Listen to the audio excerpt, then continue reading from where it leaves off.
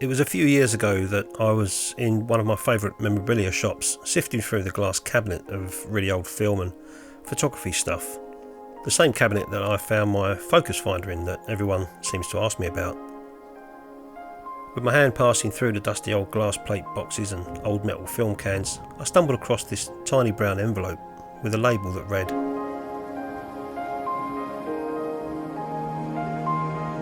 I opened the little brown envelope and inside was an assortment of negatives. I could see they were very old, yet possibly printable. Not wasting a moment, I took them to the till counter and asked the shopkeeper if he knew anything about them. He said they would have come from a house clearance many years ago. He didn't even know that there were negatives inside. The shopkeeper asked for £5, so I paid him, and I was now the proud owner of a bunch of old negatives. A short while after, I'm in the pub having a Saturday afternoon lunch and a pint. Sitting next to the window, I started to wonder about the negatives. Taking them out of the little brown envelope, I started holding them individually up to the window light. I could see they were old. I could see adults, children, trees, and even a dog. But without looking at them under a magnifier, there was no way of seeing what I had found. I couldn't wait to get home in the darkroom and see.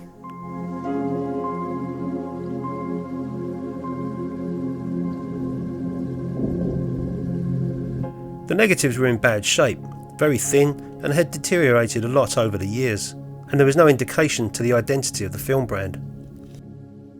I put them into categories: scenery, candids, group shots, and finally portraits.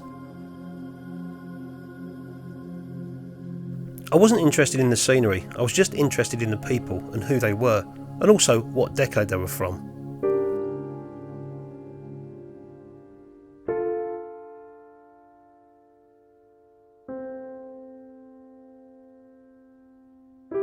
The negatives themselves were of various formats, so I had to make do with my 645 carrier. I could tell that these negatives were of a family at home. No doubt one of the members was a budding photographer and enjoyed taking photographs with the window light to his or her advantage.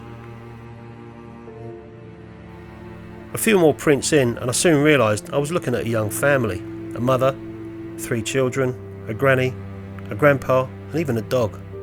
And this is possibly their family home where they are getting dressed in their best, maybe for church on a Sunday or visiting relatives somewhere. It's hard to tell what decade these photographs were taken, but I would guess it's the 1940s, which means those children now would be in their 80s. The most interesting photograph I printed was of Granny. Here you can see her doing her needlework in what is probably her favourite chair in the kitchen of this country home. Soon after I made these prints, I took to social media to try and see if anyone recognised the family and also in particular the country house. A few suggestions came my way, but nothing that led to the identity of the family. We live on a small island and was thinking that they were locals and at least someone might be able to recognise the family home. Still, I had no joy in tracing. Maybe the country house was located somewhere in England and the negatives somehow found their way to the Isle of Wight after many decades of moving around. Who knows?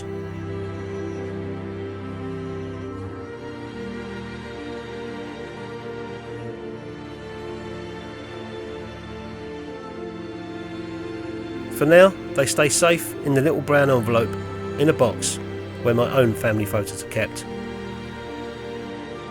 It's out there now on YouTube, so maybe one day I'll get to pass these negatives back to the family where they belong.